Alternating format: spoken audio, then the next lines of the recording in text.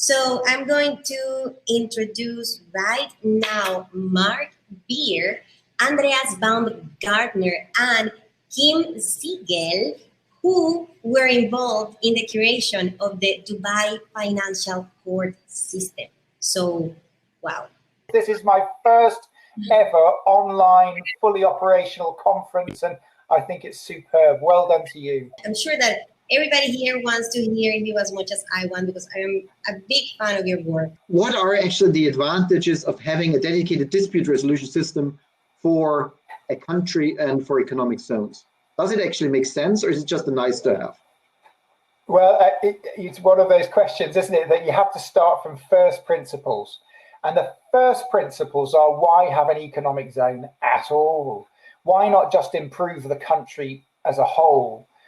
And the answer to that is it's too difficult. It's simply too difficult often to reform an entire country to be, let's say, more attractive to foreign direct investment, or to diversify and transform an economy. So by creating an environment which allows foreign direct investment, which, as we know, is declining. It declined 42% year on year between 2018 and 2019. So there's less investment traveling around the world looking for a home. And it's about creating an environment which people trust, which is familiar, and which allows an economy to diversify. And Dubai diversified. It was 3% financial services before the International Financial Centre, and within 10 years, 14% of its GDP was financially related. There's also the reputational point. You know, countries that have got a challenging reputation, you can't change the reputation of a country overnight, but you can, by using familiar techniques, systems that are trusted, court systems that are trusted, regulators that are trusted, you can increase the reputation and enhance the reputation of a zone, and by reflection, a country. You can also create jobs. DIFC created 20,000 new jobs for Dubai, which itself is a small city. And if you get it right, if you build trust, if you build an environment where people are willing to invest, if you build an environment of confidence, if you build an environment where people know their contracts will be enforced, if you build an environment where people know their promises will be enforced, where there won't be corruption, then the economic impact is significant. It's about 50 basis points a year of incremental GDP growth. And accessible cost of credit declines by about 200 basis points to the whole country, to the economy, to the government, and to the businesses there. So the reason that institutions have built these familiar court systems modeled on best practices from around the world, bringing judges recognized around the world for their caliber, for their independence, and for their quality, with efficient processes and up-to-date technology to bring efficient dispute resolution, is to enhance that commitment to trust. It's to make sure that when people look to invest in and through that centre, they know their promises will be honoured, and they know they'll be honoured efficiently, and they know they'll be honoured fairly. And that's why so many economic zones look to create this environment of familiarity and trust and confidence within the zone to protect their reputation and build their reputation, to encourage inbound investment, and to ultimately grow the economy of the country.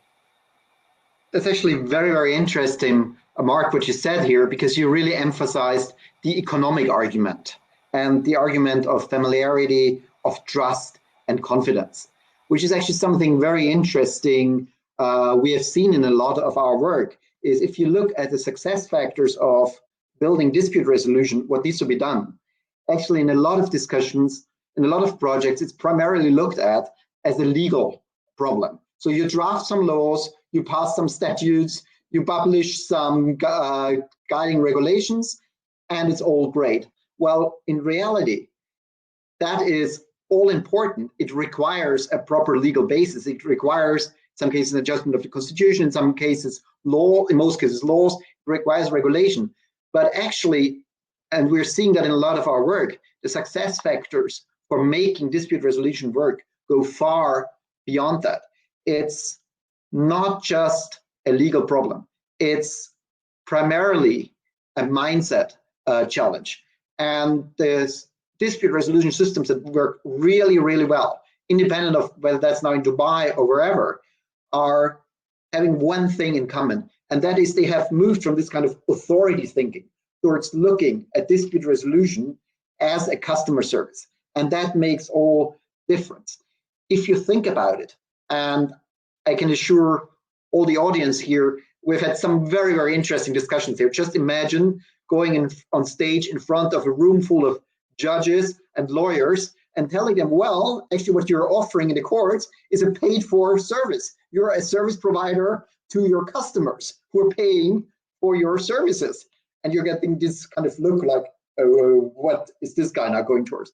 But think about it. The real difference where dispute resolution can add to the attractiveness of a zone is exactly that. Creating a customer service experience where dispute resolution is actually suddenly something that is a competitive advantage for a system, for a free zone, rather than something that every investor just fears about. And what Kim, when we had prepared, was about to ask me about, so I'm just asking my question myself, is what are the success factors? I said, yes, it does take the legal basis. It's a job of institution building and procedural mapping, as you would do with pretty much any other customer service. Customer is really the keyword. Yes, it is a technical challenge. It is absolutely amazing. And I think we have a chance of talking about that a bit later. What's currently happening in terms of, remote access to court, artificial intelligence-driven dispute resolution, the courts of the future using blockchain technology for enforcement, et cetera, et cetera. So it's really fascinating. The courts moving, and I'm stealing that from Mark now, the courts moving from being a physical location to a location-dependent virtual service. But that also requires training, and this is a point that is very, very often overlooked. It doesn't help to have the greatest dispute resolution system in the zone, and nobody understands it. Your users have no clue, the investors are just puzzled by it, everybody's wondering. And that's leading to the last success factor, which is around communication, around positioning. If you're just setting up a dispute resolution system out of the blue, then main judiciary in that country will think, what's that? What's those kind of strange efforts? The lawyers, the legal societies will be wondering in the best case, and everybody will be suspecting that this is somehow dubious. No, it's really about going out, positioning it, and proactively communicating the benefits to the people who have already invested in your zone, but as importantly, to investors who are looking, as Mark said, for trust, for confidence. And that sounds very abstract right now. Mark, why don't I bounce the ball back to you? You were the CEO of the Dispute Resolution Authority of Dubai International Financial Center, the registrar of DFC courts for I don't know how many years. Why don't you just give a bit of meat to this abstract construct that I've just described? Many people ask, how do you build a world-class court, let's say? How do you build an environment where people have confidence that their problems will be resolved? And the answer largely is very simple. You only need 4 things. You need a panel of judges, you need a courtroom, you need some rules, and you need some people to run it. And it's as simple as that. Every court in the world follows the same formula. But where the difference comes is in building something unique. It's in building something trustworthy. It's in building something where people have confidence. And we did a lot of work to understand what trustworthy means. Remember, we had a plot of land, right? We had a plot of sand. It was 110 acres. It sat in an Arabic language, Sharia and civil law environment, in a regulatory zone where people didn't have a great deal of confidence in a legal system, which was, to many from the West, considered to be alien and difficult to navigate. And we had to try and persuade people that we could offer something different, that our zone was different, that our zone was worthy of having 9 of the top 10 insurers in the world and 4 out of 5 of the top law firms and so on and so forth, that this was a good place for them to come. And the key to it, what we found about trust, is it's about familiarity. So a special economic zone in Shenzhen, a special economic zone in Amsterdam, a special economic zone in Germany. in order to, in a sense, build confidence, needs to feel familiar to their clients. And in a financial zone, the clients are institutions that are generally headquartered in London, New York, Singapore, Hong Kong, Sydney. And each of those places is common law, and each of them uses English language. So to create that environment of familiarity is creating an environment of English language and common law rather than civil law. And those institutions, they want to see judges from their countries, judges that have retired, let's say, but built up a great head of steam. They're enormously respected and they're trusted. And again, that builds that credibility of the court, but more so the credibility of the entire financial centre. These people would be lending their name to it. And then what we had to do, once we'd built an amazing group of judges, once we'd built rules that were familiar, they were modelled on the commercial court in London, which many businesses are comfortable with as a set of rules and processes. Then, of course, the next thing we had to do was to stand out. You know, why would anyone choose us? Why would anyone choose our financial centre? Why would anyone choose our economic zone when they could go to London, Singapore, Hong Kong, and elsewhere? And so the answer then was to differentiate ourselves. And we did that in two ways. And I think this is important for every economic zone. It has to differentiate itself. What does it stand for that's different to somewhere else? What we stood for was connectivity. We realized that most courts were not connected, that a judgment from one didn't easily carry to another, that the judges didn't speak to each other. They were what I'll call a series of ecosystems. And what we had to create was an ecosystem. So we were the first court to sign a memorandum of collaboration with the English Commercial Court, and we carried on that network, and we were ultimately the most connected commercial courts in the world. And the second thing we did is we did something unique that no other court had really thought about, which was we focused on customer service. And as Andreas pointed out earlier, you know, not many courts even think of court users as customers, but they are. They want a service, they want a problem solved, they want it done fairly, they want it done efficiently, they want it done in a way that they understand, and they mostly want people to help them settle their dispute. They want a mechanism that makes the problem go away. They do not want an aged, white-haired man or woman telling them what they think the legal answer is. What they want is an environment which helps them to solve that problem. And that focus on settlement not only helps the court system, but it also helps the entire economic zone. It gets a reputation for being able to resolve business disputes and not have people get embroiled in long and expensive litigation or arbitration. So we differentiated ourselves by focusing on customer service, focusing on connectivity. And that's why within a decade, which for court systems, let me tell you, is the blink of an eye, we went from a startup to being recognized as one of the top 3 commercial courts in the world. So if somebody asked you, what were the 3 things that really stood out that allowed the FC courts to succeed in a way, and what can other zones learn from that? So 3 critical components to the success of an institution like that, Andreas. One is connectivity. As we've discussed, the connectivity around the world so that decisions can be enforced all over the world, but equally connectivity into the local system, right? As you pointed out earlier, there's no point creating this incredible palace of justice if actually it doesn't connect in with the domestic regime, if the domestic regime doesn't like or trust it, and the domestic regime won't enforce its decisions. So that the first important thing is connect into the local system and connect globally. Global, I think, is what many people describe it as. The second one is familiar, be familiar, but stand for something. So your processes, the way that you operate, the rules that you have should be familiar for the markets that are most attractive to that financial center. So if the economic center, for example, was going after large-scale global banks, then the environment that's created would need to be one familiar to those banks. But familiarity it breeds contempt. So as they say, so you have to be familiar to build trust, but you have to stand for something different Why should they use you? Why should they come to your zone? Why should they come to your court instead of going to one that is not any more familiar but has been around for a longer time? So familiarity with clear differentiation. And the third thing is use technology to take away the drudgery.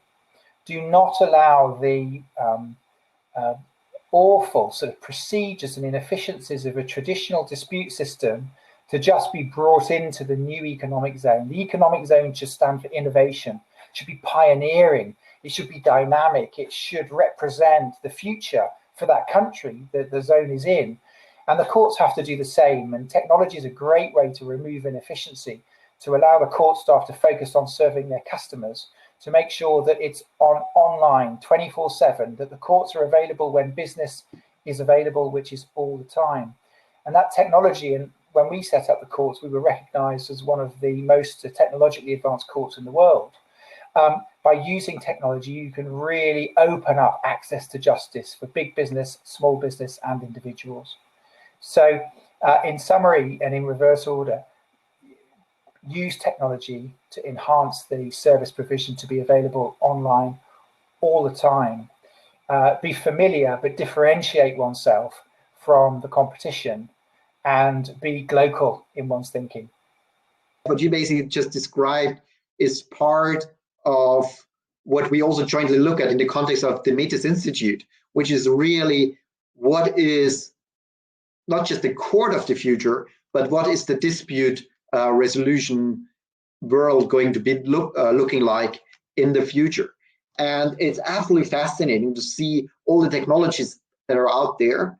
But at the same time, we always remind ourselves that at the end of the day, as you said, it's about resolving disputes. It's not about who has got the fanciest electronic system or who has got the nicest courtroom, even though both of those are very nice. But it is about delivering services to clients to help them resolve the disputes.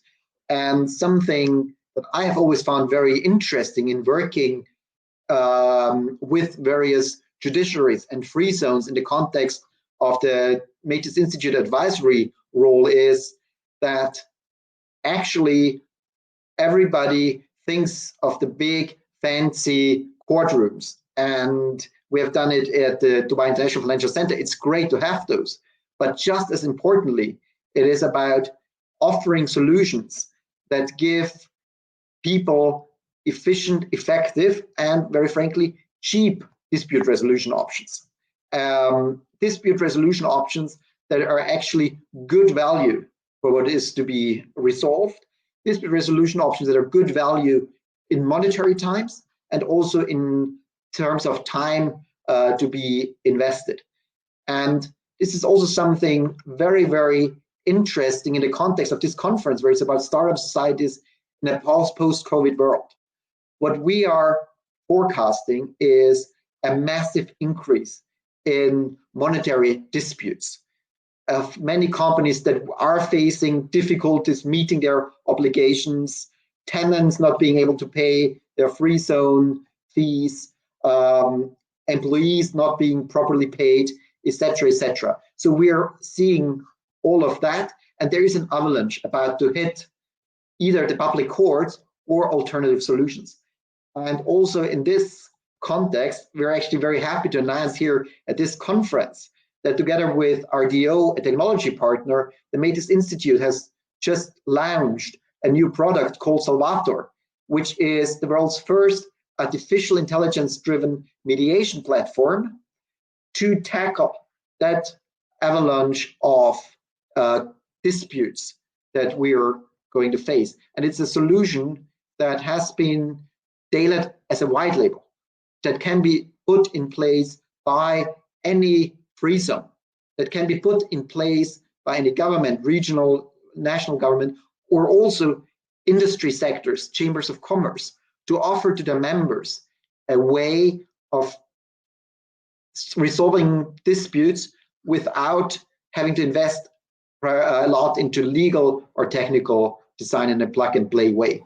And that, in a way, is part of what we as the Metis Institute see as our contribution to helping economic zones, to helping cities, to helping regions, to to helping specific industry sectors tackle this avalanche so that businesses can focus on starting up again, on succeeding, rather than being dragged down by endless judicial procedures that distract them in terms of attention, money, and time. Yeah, I mean, there's no question, Andreas, that economic zones are going to be seriously impacted by COVID. The types of businesses that operate in them are going to be devastated. I think that globally, we're probably going to see, unless there's government intervention, really significant pain in the economic zones. Technology being offered for nothing to support economic zones around the world. Yes, there's some implementation, of course there is, and yes, there'll be an element of the customers that are using it having to contribute towards the cost, but for the economic zone itself, this is salvation for it and its customers. So that use of technology to help to resolve problems without a court, Andreas, that is a fantastic, fantastic option. I think we have just got a question here to say all those ideas are relying heavily on political will and politicians.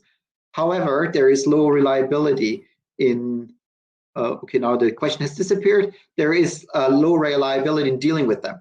What tools would you recommend to protect investors? So, and please, Mark, chip in based on that. What we're seeing is a combination of 2 to 3 things. The first level to protect investors is the legal basis. So the legal guarantees, be it an anchoring in the Constitution, in law. So that's the formal protection. Second, a de facto protection is of economic nature. And I'm using the example of the IFC. The IFC has built a reputation of reliability, of being trustworthy. If they were to do anything against that trust, it would have a massive negative impact. So the enforcing mechanism, so to speak, is economic self-interest, if you want. The third element that we have built in and that we recommend to build in is actually to use at least some of the judges of international standing and reputation, very experienced judges, in many cases, some of them already retired in their home countries, who have a reputation of being independent, who are by their nature very protective of that reputation, and who you can absolutely rely on as an investor, that they will not give in to any political pressure or opportunism, and who have proven that in their home systems. What is the white label solution for dispute resolution? Was the second question that we received. And if you're interested in more details, you can go to our website, www.metisinstitute.org, and there is on the right-hand side a specific tab that's giving you all the information. But basically, it is a product that is plug and play for free zones. They can put on their color scheme, their brands, and offer it to the final consumers in their free zone who face disputes. The fourth question is, are there ways to improve incentives so that parties compete to offer a fair resolution? Are there any ways to streamline final offers of arbitration? I'll pick this one up because there's some amazing work going on out of the US on this. It started with a concept called people claim, and it's evolved now into something called Rhubarb, which is a realization that what people are looking for in 60% of the time, what people are looking for is a way to help them solve the problem with the other person. And these are neighbor disputes, these are tenant disputes, these are employee disputes. These are sometimes family disputes where there's a lot of emotion, but there's not a lot of law. So there are some fantastic tools being developed which combine game theory, wisdom of the crowd, disintermediation, asymmetric negotiation, AI-based intermediation, really cool stuff. And what that allows is for parties to reach an accommodation. Now, the recent research on these type of tools suggests that they're effective at removing 5/6 of problems. So if you think if you take an average family matter, say a divorce, there are generally 6 issues that a judge has to determine. And this type of technology which is being used is getting rid of 5 of those issues. So still there's an issue that goes to the judge, but it's 1 issue instead of 6. So there's absolutely the way forward, to my mind, as we witness this chasm, this justice chasm between access to justice and the ability for people to access justice, whether they're businesses in an economic zone or they're individuals, and the ability of the legal system to deliver what they want, which is not the legal answer, it's a solution to their problem. As that chasm widens, as the cost of legal advice widens, as the inefficiency of the court system widens, what will fill the gap is technology. And I suspect it will be technology that uses law to facilitate a solution, but is not a means to an end. Legal disputes are not the means to an end. So it's a great question. It's definitely the future. And that's why the solution that is being developed, the Salvatore solution that is being offered now for free to economic zones, to help their people that work there, to help the companies that are there, to sort of save them from this terrible COVID tsunami which is hitting the world. It uses a very similar platform. And if I may just build on this, we received one more question, which was around whether all the solutions like Salvatore and others are only for countries that are where the judicial system is in trouble, or whether they're actually also used in countries that are very good, where alternative dispute resolution has a role in those. And if I may use as an example, Singapore, where I think it's fair to say that the judiciary is very, very well advanced, fair, everything. And there, mediation and arbitration play a very important role.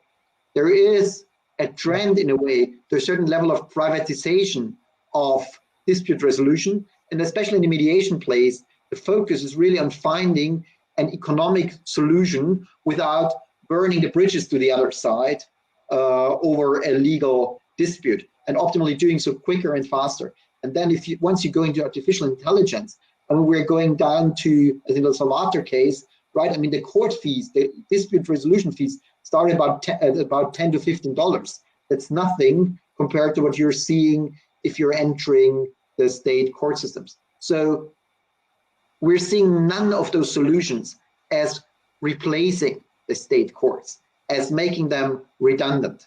They are an additional offering in specific situations. They fit into the legal systems. This is not Wild West justice now, kind of, putting the state courts aside. No, it's an additional offering. It's operating within the legal system, subject to very clear rules. And importantly, parties can decide whether or not to use it. And this is where it comes back to this customer mindset. If you're not offering something that the individual customers, the parties, find valuable, well, they're simply not going to use it. And you're out of the market very, very quickly. Yeah, that's exactly right. It's about creating differentiation. It's about providing choice. So the more developed economies that realize that choice is generative. There's some great points here about increasing value of land. If people can trust their investment will be protected. Most sophisticated economies realize that offering businesses choice, diversifying the ways in which people can invest and secure their investment, can do nothing other than bring greater wealth to the economy.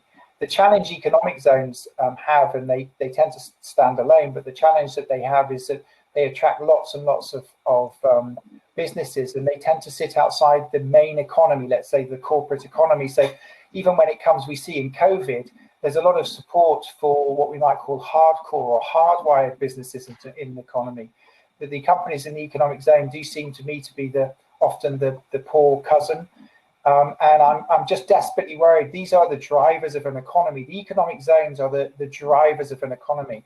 They accelerate an economy. They're full of innovation. They incubate innovation. They create ideas that spread into the mainstream. And I think if we don't protect them, if we don't look after them around the world, then we'll be in a much worse position than we would be if we did provide some tools to support what's happening in the economic zones. Yeah.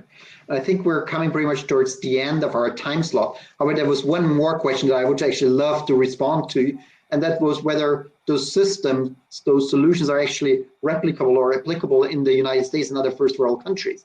And let me split the response to that into two parts. The first part is, if you're talking about specific tools like Salvator and others, they are absolutely jurisdiction agnostic. So yes, they are directly applicable and they're serving the same needs. As long as their needs of solving monetary disputes, they are suitable. The other part of the answer I would actually like to point out, I sincerely believe that the United States, Western Europe and others, where we are also coming from, right, need to be very careful. There are amazing solutions out there that a number of those emerging countries are putting in place with a lot of passion and enthusiasm. If we're not careful, I think we'll be surprised by the type of countries and digital systems that are leapfrogging what we have. So I would argue it's not just replicable, it's not just applicable. We're very happy we have a booth in the exposition area. Please register your interest. We'd love to pick up that discussion. I think you see the passion that we all have. We're convinced that the Salvator solution can really make a difference to zones in the current COVID environment and beyond. And we're absolutely convinced that the course of the future will be virtual, will be artificial intelligence driven, but will still have the human component in themselves for the more complicated cases. And if I can predict one thing, in any crisis, there are winners. I'm pretty sure that dispute resolution institutions and mechanisms are likely to be among the winners of the current economic situation. Oh, thank you very much, Andreas, Mark, and Kim. You heard them 24/7 courts, and the future is in special economic zones.